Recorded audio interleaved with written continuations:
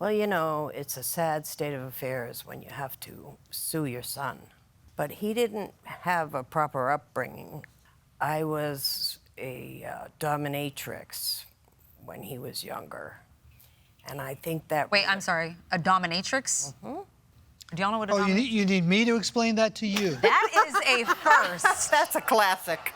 That is a first. Now I feel I'm very privileged because I'll explain it to you. Okay, go So ahead. in the 90s, I was a dominatrix, and I was notorious in Connecticut. I was in the newspaper and on the radio, and my son was only like 12 years old at that time. And he really didn't understand it, but, you know, he would say things like, "Oh, Mom, you know, I want to join you. Can I get a baseball bat?" And I'd go, "Well, we're not going to do that." Oh, I know what a dominatrix is. Right. Okay. Now you know? Yes. You know, whips and chains. Yeah. Also, I had a pretty pronounced eating disorder, and I was an alcoholic. And I tried to bring him up, you know, the best possible. But he wasn't in my life because his father had main custody of him. And his father was, you know, violent towards me. And we didn't have a good relationship. So we started talking, Bob and I thought he was warming up to me, you know, because there was so much animosity between us.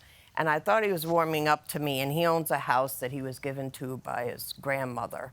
And he was going to let me live in the house because he was living with his in-laws. So I was going to move into Bob's house, and I fixed it all up, you know, spent thousands. And then when I was ready to move in, he moved in with his wife and left me out in the cold.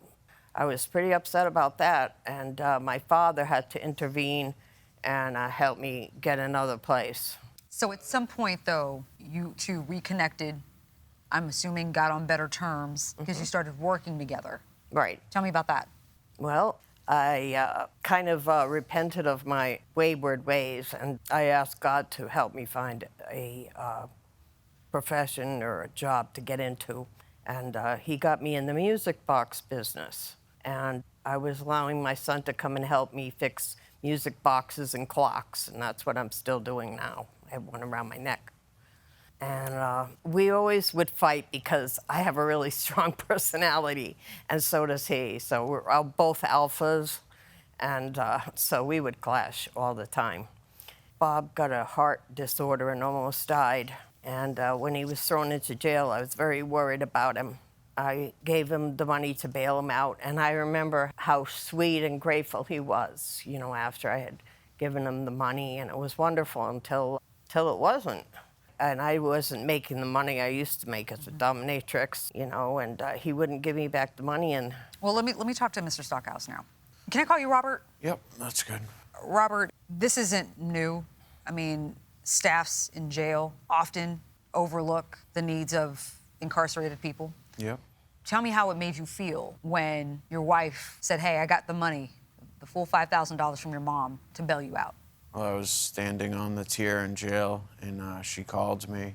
Well, I called her, and she said I have the money in my hand. And I felt really good because I knew that if I didn't have that heart medication, which lubricates the sacs around your heart, it can make it so your heart stops beating. So you could have died. Yes. Were you surprised that your mom came through? Yeah, I was. How come? I really didn't have much faith in her, but that showed me that, you know, she's changed, and she really came through and helped me save my life.